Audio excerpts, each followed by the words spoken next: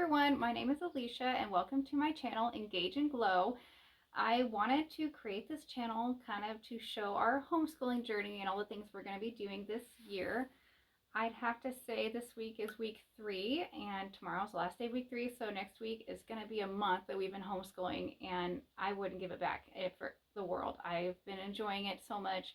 My son's been enjoying it, and I do work out of the home, and a lot of people have asked me, isn't that stressful and make you tired? And honestly, I mean, yeah, I'm a little tired because now I have to get up. I always have to get up Monday through Friday anyways to take the kids to school, so it's not any different from that routine, and I've just had more time with him, and my son is enjoying it, and seeing him learn has been fun. And I love school. I've always loved school, so I've just been enjoying it myself, and we've made it fun. And if learning feels like a chore, then maybe there's some adjustments that need to be made. But for us, I feel like it doesn't feel like a chore, and this has been very fun and enjoyable. And I wanted to name my channel Engage and Glow because I believe when the child is really engaged, and anybody when is really engaged, then they're going to remember and learn, and then they're going to have a glow up, and they're going to glow from the inside out when they're really learning it in a way that they enjoy it. So a little bit about us. My son is on the autism spectrum. He was nonverbal until almost completely nonverbal until he was in second grade with just like a handful of words that he could say. So between kindergarten and first grade and second grade, he missed a lot being nonverbal in a special needs room. He missed a lot of things that most people learn, like time and money and language and reading. And when he did start talking and being more verbal, it was around 2020 when we started homeschooling. So during COVID, when everything closed and shut down, we started homeschooling like most everybody else. Other than we tried to online school like everybody else was, but it wasn't working. So we did homeschool to where I had to completely create a curriculum from scratch and figure out what are we going to do, what are our goals, how are we going to learn this and be productive. And it was so successful. We had a lot of fun, but also he learned so fast and he retained what he learned. And that's what blew my mind, is that he started talking and having more speech, and like the things that we did were just phenomenal. And they weren't like these big extravagant things. It was small, consistent things that we did that were the big difference. And it was amazing. And so when the restrictions weren't as severe and people started going back to public school, so we did too. We just went back to school like everybody else, but I've always felt like I've stayed hands-on with what he's learning and engaged in how he's learning it, because of his IEP. I'm obviously very in touch with his teachers, and we always discuss like what is helping and what we could try differently.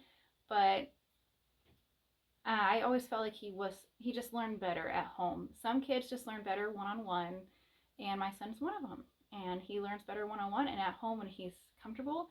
I remember one of his teachers telling me a story about them doing their multiplication facts in class. And so also after 2020, when we homeschooled, he was no longer in a special needs class, and he did go back into school in a regular classroom setting. It was a really big deal. And when he went back into that regular classroom setting, he was doing math with all the other kids, because that was one of the things he was really excelling at, was math. And when it was time to do his multiplication facts with the whole class, he just kind of stood there quietly and didn't want to speak up. And I remember like all the things that we did at home to teach him his multiplication facts and just teach him what it is, what multiplication is. And I remember his teacher messaging me on Dojo and sending me a little picture of him saying that he stood up today for the first time to do his math facts out loud with the class, and he was enjoying himself. Like, he always had fun, but when he could do it with everyone. But then I remember feeling like that feeling like when you just don't want to participate because maybe you just don't know the answer, or you just don't want to look and feel embarrassed. So he's always felt more comfortable learning at home one-on-one. And so we've always kind of taught him a lot of things at home, and I've always been very hands-on.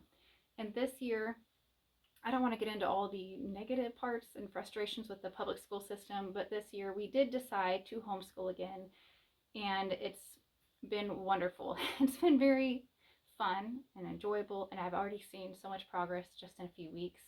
And I've asked him multiple times, do you still want to homeschool or do you want to go back to school? And he consistently tells me he likes homeschooling with mom, and I like it too. And I feel like he can go out and, like, because in Illinois where we live, I'm not sure about every other state, but it is a law that if you have special needs and you're homeschooled, you still have access to the public school system for certain resources like speech therapy and things. So he can still go there and see people and have fun, and we still do things to socialize. But ultimately, I feel like he's going to get the best of both worlds this year, and I'm so happy and proud. But on a different note, a little bit about me.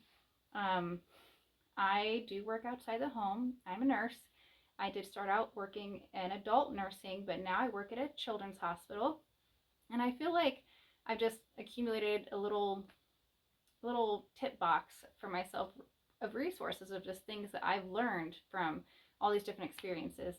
But also, my son, before I had my son, I was originally in school to be a nurse, and I've always loved science. But when my son was born, I was at the time working overnight, and I needed a transition to working during the day. So a lot of the nursing classes were not available online, and so I switched to a teaching degree, and I did graduate in 2014 with my associate's degree.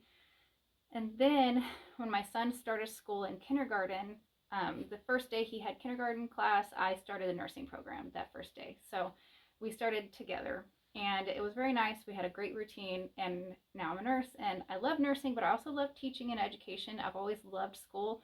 I was that kid in class in second grade that asked my teacher for extra homework. I'd ask for another worksheet, or I enjoyed this. Like, I loved going to school. I loved the smell of books and of notebooks. I loved getting school supplies. I loved organizing my school supplies. I loved waking up early in the morning to get dressed and have everything laid out the night before. I mean, I just enjoyed going. I loved learning, and I loved my teachers whenever I got praise from them for doing good work. But I mean, if it weren't for the prices of college to go to classes, then I would still be going to school just to learn things like pottery and sign language. Like, I would go to school and just learn things, one class a semester until the day I died. It's just very expensive. But I like school, and I do have a degree in education, teaching, Associates of Arts in Teaching, and a degree in nursing. Also, I feel like I have my sister who's a teacher currently at an elementary school, and she's been very resourceful. And between all of my son's teachers, I've gotten like ideas from this person, this person, this person. And plus, when I was in school to be a teacher, I had field experiences where I was a student teacher, and I had so many positive things that I accumulated from them. Like, I don't want to say their names. I felt like I almost said one of their names, that showed me a lot of great things. And I was just like, you see how everybody does things differently, and then you kind of take things that you really enjoy. So that's mostly what my channel will be for. I want to create a channel to kind of share our successes and what we've done to be successful, because we're talking about, like, my son is reading now. He's reading, and he was nonverbal until second grade, and now here we are, and he's reading. And I used to cry and wish that he could just say the words, I love you. I just wanted to hear words like that from him. I wanted to have a conversation with him. And now he's reading, and it's a big transition, and I want that for everyone. I want everyone that has a child with special needs to be able to have a conversation with their child, or see them grow so much and enjoy reading and loving learning so much. So I mean, it's trial and error, and it's using different methods. I think the best way to learn is not just like reading and then retaining. There's some people that, even in my nursing program, like, I don't want to say their names, but they could just read it and then they have it in their brain for life. And I'm not one of them. I've never been one of them. I'm a visual learner. And some people are like kinetic hands-on learners, and some people have to like hear it, and they listen to podcasts, and they are auditory learners. And I feel like the best learning is, like they say, one would be something that appeals to all the different styles and all the different senses. But two, more than anything, I feel like learning is best whenever it's tied to an emotion or a memory that's positive. Tony Robbins says, on the negative end of the spectrum, if something very traumatic happens to you, you're always going to remember that experience, or possibly need a lot of help to recover from that experience, but you're going to remember it. But on the other end of the spectrum, the positive side of it, have you ever had a memory where it's just like, it was really fun? You're like, oh yeah, I remember that because we did this and this was fun and I remember that. So I feel like memories can be the best way to learn, having a positive memory associated with it, something that was fun and enjoyable, and then you'll learn it forever. You'll keep it in your brain forever, but also you need to have not just short-term memory, you need it to get into your long-term memory by multiple exposures. So it needs to be fun and enjoyable. It needs to, appeal to multiple senses, and it needs to be something that you can do multiple times to appeal to your long-term memory, to get it into your long-term memory. So a lot of things we do on this channel will be, of course, graphs, hands-on learning, Velcro things. It's not going to be like your typical homeschool channel.